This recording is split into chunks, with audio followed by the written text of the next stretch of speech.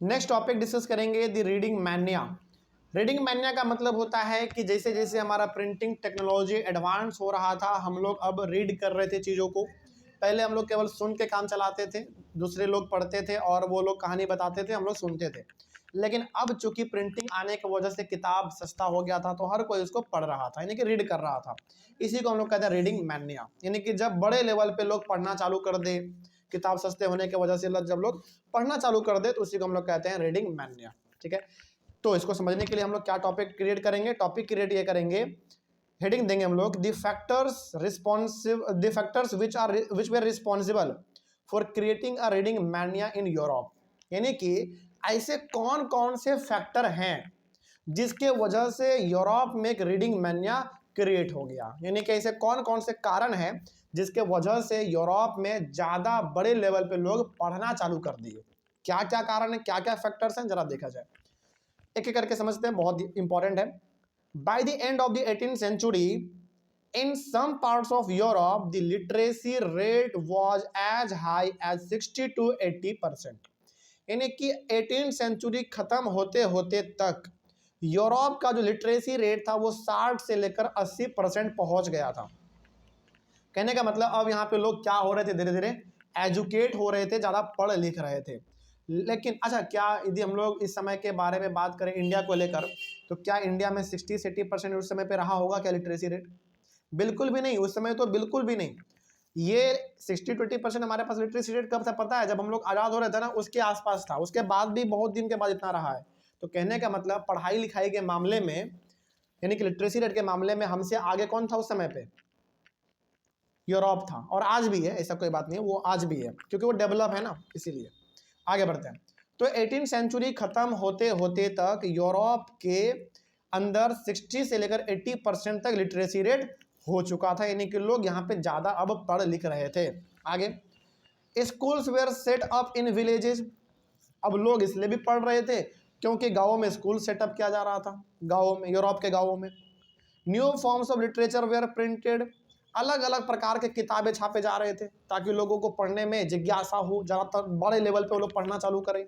ये सब फैक्टर बता रहे हैं आपको, जिसके वजह से यूरोप में क्या क्रिएट हो गया है कि रीडिंग मैनिया क्रिएट हो गया, यानी कि लोग ज़्यादा पढ़ने लग गए थे। आगे, there were almanacs, ritual calendars, ballads and folktales. अब एल्मेनिक का मतलब यहाँ पे होता है an annual publication giving astronomical data, information about the movements of the sun and moon, timing of full tides and eclipse। Basically एक तरीके से आप इसको समझो, एक ऐसा किताब जो कि हर महीने आता है, सॉरी एनुअल मतलब होता है साल, ठीक है। हाँ, मंथली का मतलब मंथली, हर महीना, एनुअल का मतलब हर साल। यानी कि एल्मेना का मतलब होता है एक ऐसा किताब बेसिकली जिसके अंदर एस्ट्रोनॉमिकल मतलब कि किस तरीके से हमारा ये पृथ्वी चल रहा है, कैसे चंद्रमा चल रहा है, किस तरीके से भविष्यवाणी होना है, किस प्रकार से हमारा टाइड चलेगा, इक्लिप्स चलेगा, इस प्रकार की चीज़ों को हम लोग कहते हैं, मतलब ये सब चीज़ जब जो हम लोग एक किताब में उस समय पे लिखा हुआ होता था, उसी को हम लोग कहते थे एल्मेनिक। अब जरा बताओ, एक ही किताब में आपको मून, सन, भविष्यवाणी, टाइड्स, इक्लिप्स, इन सब के बारे में पढ़ने को मिल जा रहा है एक ही किताब में, तो क्या आप पढ़ना नहीं चाहोगे? बिल्कुल पढ़ना चाहेंगे। उसी प्रकार से रिचुअल कैलेंडर, यानी कि बेसिकली जो हमारे यहाँ पे आता है ना ठाकुर प्रसाद जी का कैलेंडर, वो क्या है हमारा? एक रिचुअल कैलेंडर है जिसमें कि तरह तरह के पर्व त्यौहार कब है वो लिखे रहते हैं, तो वो भी उस समय पे छप रहा था। बैलेट्स और फॉक टेल्स, यानी कि छोटे छोटे कहानी, कविता, ये सब चीज़ें हमारे उसमें छपे हुए होते थे। यानी कि इतना ज़्यादा इंटरेस्टिंग बना देते थे लोग किताबों को कि लोगों को पढ़ना ही पड़ता था। ठीक है, तो ये ऐसे कुछ कारण आप देख रहे हैं जिसके वजह से यूरोप में एक रीडिंग मैनिया हमारा जनरेट हुआ। और आगे देखते हैं क्या लिखा हुआ है। The periodicals combined information about current affairs and entertainment. Periodicals मतलब हर सप्ताह जो हमारा किताब आता था उस समय पे, उसमें हमारे करंट अफेयर, यानी कि कहाँ पे आज क्या हुआ, तो कहाँ पे क्या घटना घटा, ये सब लिखा रहता था। इंटरटेनमेंट के बारे में लिखा रहता था, यानी कि चुटकुला, कहानी, ये सब भी लिखा रहता था। तो लोग जानबूझ के उसको पढ़ते भी थे। ठीक है, आगे, newspapers and journals carried information about wars, trade as well as news of development in other places. जो न्यूज़पेपर आते थे, जो जर्नल्स आते थे, इन सभी में वॉर के बारे में, ट्रेड के बारे में और दूसरे दूसरे कंट्री में क्या डेवलपमेंट चल रहा है, इनके बारे में भी लिखा रहता था। तो लोगों को जानने का बड़ा इच्छुक, मतलब जिज्ञासा होता था। लोग बेसब्री से जानना चाहते थे कि आखिर दूसरे कंट्री में क्या हो रहा है। अब जब जानना चाहेंगे तो उसके लिए आपको क्या करना पड़ेगा, पढ़ना पड़ेगा, पढ़ाई सीखना पड़ेगा। इसीलिए ये ऐसे कुछ फैक्टर्स हैं जिसके वजह से यूरोप में एक रीडिंग मैनिया हमारा धीरे धीरे जनरेट हो रहा था। आगे, book sellers employed peddlers who roamed around villages carrying low price books for sales. अब जो बुक सेलर हुआ करते थे, जो किताब बेचते थे, वो क्या हायर करने लगे, वो अपने यहाँ पे पैडलर को हायर करने लगे, पैडलर को हायर करने लगे। पैडलर का मतलब होता है कि वो इंसान जो कि पैदल गांव गांव जाते हैं और अपने हाथ में छोटा किताब रखते हैं ताकि वो कम प्राइस में उसको बेच सके और लोग उसका बेनिफिट उठा सके। इसका आपका सबसे अच्छा एग्जाम्पल आपको देते हैं हम, ट्रेन पे आपने देखा होगा, लोग आते हैं अपने झोले में छोटे छोटे किताब लिए रहते हैं और वो बेचते हैं। वो ज़्यादातर बच्चों को पसंद आता है, बड़ा ही सस्ता किताब होता है वो। तो ये भी वहाँ के बुक सेलर करने लग गए थे, क्योंकि उनको पता था किताबों को अट्रैक्टिव बनाओ, पिक्चर उसमें ज़्यादा डालो ताकि बच्चे भी उसको देख के खरीद ले। ठीक है, इस प्रकार से होने लगा था। इन इंग्लैंड का बात करें, in England Penney chap books, Penney chap books का मतलब क्या हो गया, एकदम पॉकेट साइज वाला बुक जो कि पॉकेट में भी अट जाए पूरी तरीके से, were carried by peddlers known as chapmen and sold for a penny so that even the poor could buy them। बात करें इंग्लैंड का, तो इंग्लैंड में जो हमारे पॉकेट साइज किताब होते थे उसको हम लोग कहते थे पेनी चैप बुक्स। ठीक है, और इसको बेसिकली पैडलर्स अपने झोले में भरते थे और गांव गांव घूम के हम उसको लोग बेचते थे ताकि गरीब बच्चे भी उसको खरीद सके। और इंग्लैंड में पैडलर को क्या कहा जाता था, चैपमैन, याद रखिएगा। ठीक है, फ्रांस का देख लेते हैं।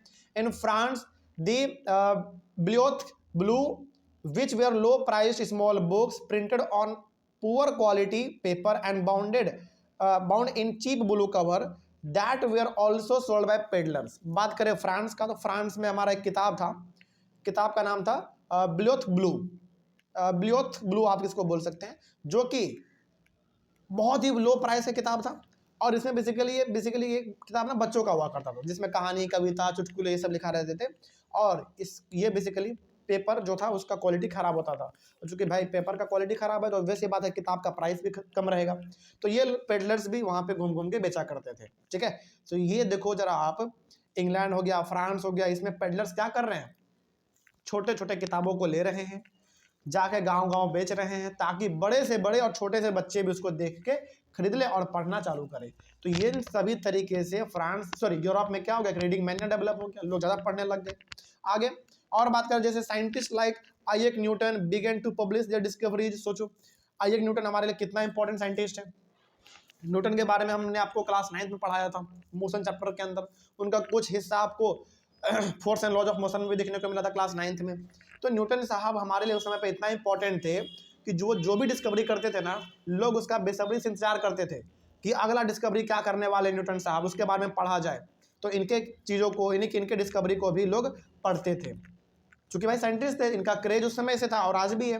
तो लोग इनके डिस्कवरी का इंतजार करते थे कि अगला क्या ये खोज करेंगे, अगला क्या हम लोगों को जो जानने को मिलेगा। इस तरीके से वहाँ पे रीडिंग पब्लिक हमारा डेवलप हो गया। ठीक है, कि लोग ज़्यादा पढ़ने लिखने लग गए। उसी प्रकार से कुछ और बातें इसमें किया जाए, जैसे writings of thinkers like Thomas Paine, Voltaire and Rousseau also affected the thinking of the people. Thinkers का मतलब होता है कि वो लोग जिनको कि किसी पर्टिकुलर चीज़ में बहुत ही ज़्यादा नॉलेज होता है, जो चीज़ों के बारे में लिखते हैं, लोगों को समझाते हैं, समाज को सुधारते हैं। जैसे थॉमस पेयर हो गया, वोल्टेयर हो गए, रोशियो हो गए, ये लोग बेसिकली लिखते थे और लोगों को जागरूक करते थे अपने लाइफ के प्रति, अपने फ्रीडम के प्रति, अपने राइट्स के प्रति। ये लोग लोगों को जागरूक करते थे और इनका जो राइटिंग हुआ करता था या फिर जो ये लिखते थे, लोग इनका बहुत पसंद करते थे, इनके किताबों को। ठीक है, तो इस तरीके से पूरे यूरोप में रीडिंग पब्लिक हमारा डेवलप हो गया। ठीक है, तो जब भी इस प्रकार का सवाल आ जाए आपके सामने कि बताओ कि आखिर ऐसे कौन कौन से फैक्टर्स हैं जिसके वजह से यूरोप में रीडिंग मैनिया हमारा डेवलप हो गया, तो आप ये फैक्टर सारे लिख सकते हैं। ठीक है, बहुत अच्छा नंबर मिलेगा आपको इसमें। आगे बढ़ते हैं, नेक्स्ट टॉपिक है। ऐसा इस टॉपिक में कोई दिक्कत क्या कहीं पे? चलिए, बहुत सिंपल था, आगे बढ़ते हैं। अगला टॉपिक है tremble therefore tyrants of the world. ये बेसिकली एक स्टेटमेंट है, इसको ना लास्ट में यहाँ पे लिखा गया है, तो इसको अभी फिलहाल छोड़ो, लास्ट में हम लोग जब समझेंगे तो आपको ये पूरा एक बार में पता चल जाएगा। अभी बता देंगे पता भी नहीं चलेगा आपको क्या इसमें बोला गया, इसीलिए थोड़ा सा लास्ट में। लेकिन सेम स्टेटमेंट यहाँ पे लिखा हुआ है, बल्कि ये तो अधूरा लिखा हुआ है, यहाँ पे पूरा स्टेटमेंट इसका यहाँ पे लिखा हुआ है।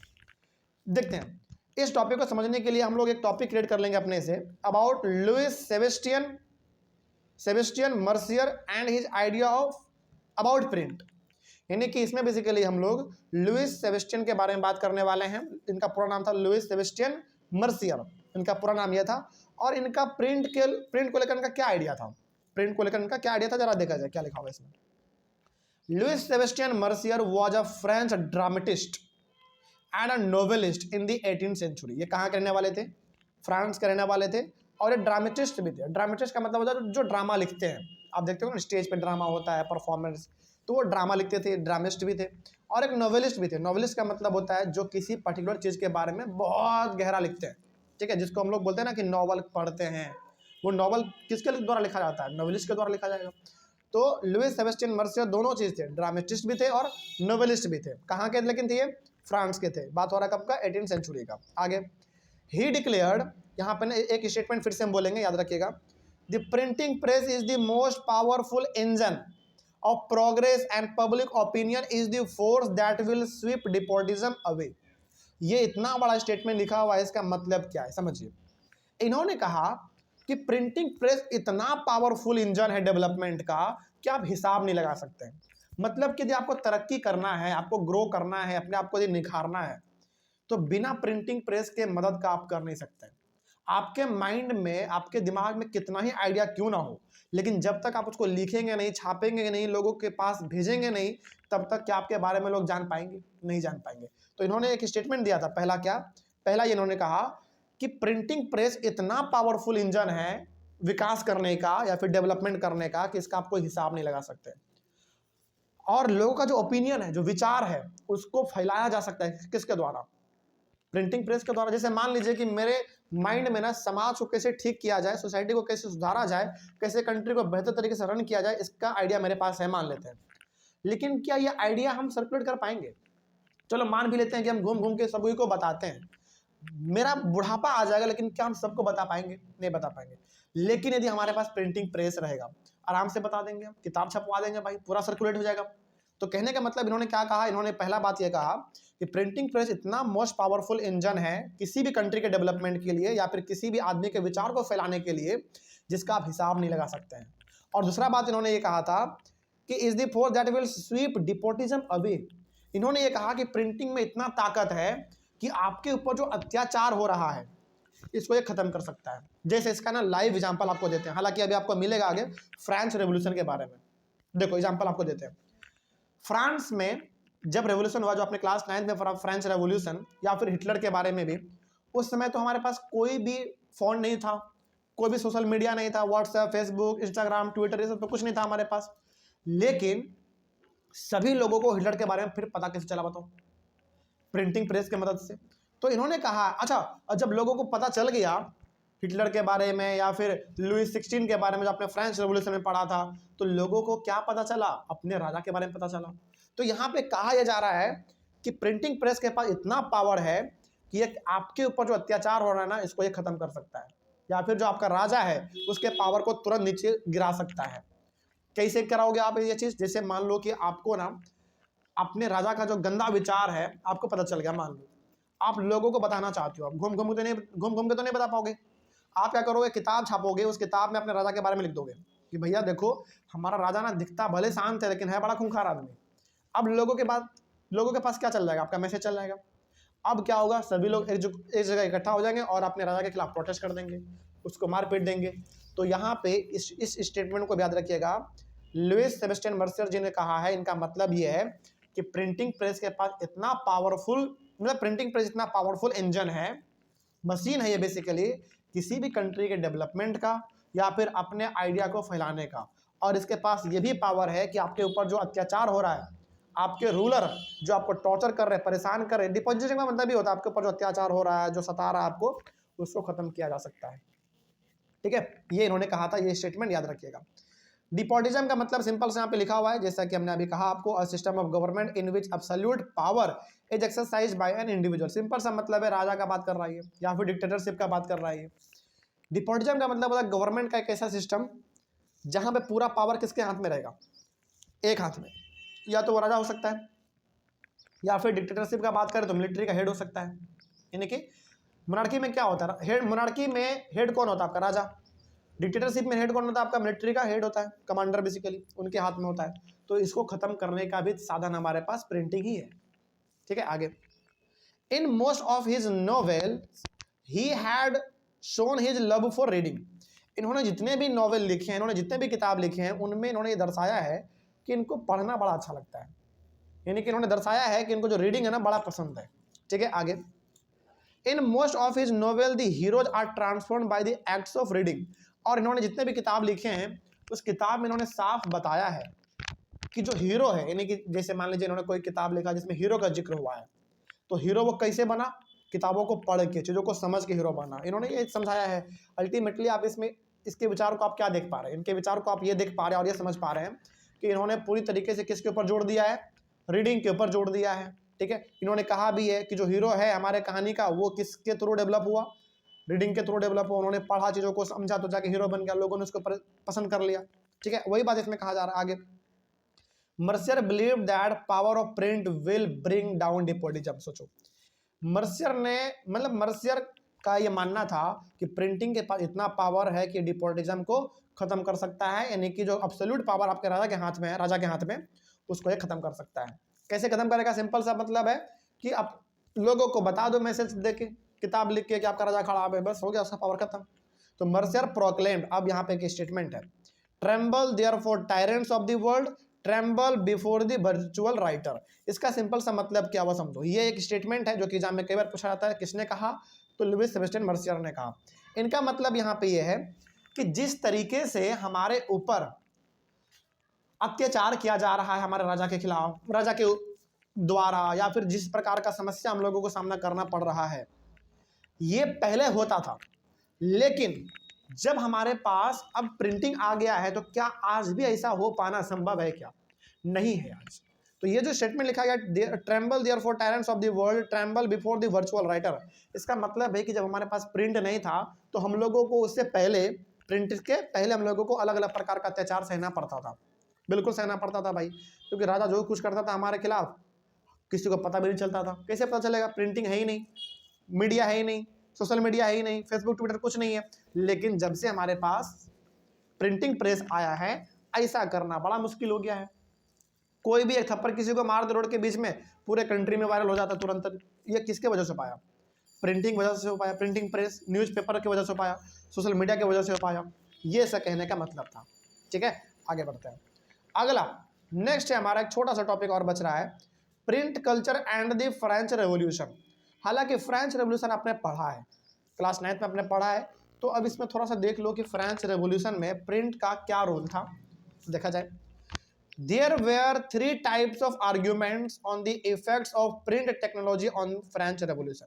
यानी कि फ्रांस का जो रेवोल्यूशन हुआ, जो हम लोगों ने क्लास 9th में पढ़ा था, उसके ऊपर हमेशा 3 प्रकार का आर्ग्यूमेंट दिया जाता है, यानी कि 3 प्रकार के बातें उसके ऊपर हमेशा होती हैं फ्रेंच रेवोल्यूशन को लेकर। किसके कॉन्टेक्स्ट में? प्रिंट के कॉन्टेक्स्ट में। कहने का मतलब यहाँ पे यह है कि प्रिंट रेवोल्यूशन में, सॉरी, फ्रेंच रेवोल्यूशन में प्रिंटिंग टेक्नोलॉजी ने एक अच्छा रोल प्ले किया गया था। इनके ऊपर 3 बात कहा गया है। क्या है जरा देखा जाए। पहला क्या है? First, the print popularised the ideas of the enlightenment thinkers. French revolution में हमको याद आ रहा है 2-3 थिंकर थे। रोशियो थे, उसके बाद फिर जॉन लॉक थे, हमको याद आ रहा 2-3 थिंकर का नाम। जॉन लॉक थे, रोशियो थे, रॉबिस्पियर थे, है ना। ये कुछ ऐसे थिंकर थे जिनके विचारों को फैलाया गया था फ्रेंच रेवोल्यूशन के दौरान। वो भी किसके थ्रू बताओ? प्रिंट के थ्रू। सिंपल सी बात है।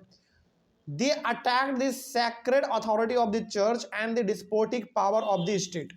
और इन्होंने जो लिखा था, बेसिकली इनका लिखना किनके खिलाफ चैलेंज था बताओ? चर्च के खिलाफ एक तरीके से चैलेंज था। उन्होंने चर्च को चैलेंज कर दिया था, यदि आपको फ्रेंच रेवोल्यूशन याद आ रहा हो तो। ठीक है, आगे। और ये अपने राइटिंग के थ्रू लोगों को जागरूक करना चाहते थे कि आपके ऊपर जो अत्याचार हो रहा है, जो परेशान हो रहा है, जो राजा कर रहे हैं, उसके खिलाफ आवाज उठाओ, लड़ो। और ये सब अपना आइडिया फैला क्यों पाया? Because of printing. सिंपल सा बात है। आगे, the writings of Voltaire and Rousseau were read widely and those who read these books saw the world through new eyes. French revolution का बात करें तो वोल्टेयर हो गए, रोसियो हो गए, ये 2 ऐसे थिंकर थे फ्रेंच रेवोल्यूशन के दौरान जिन्होंने बहुत ज़्यादा लिखा और जिस भी लोगों ने इनके विचारों को पढ़ा, इनकी किताबों को पढ़ा, उन्होंने दुनिया को एक नए नजरिए से देखना चालू कर दिया। कहने का मतलब इनका लिखना इतना लोगों को पसंद आता था कि लोग इनका दीवाना हो जाते थे।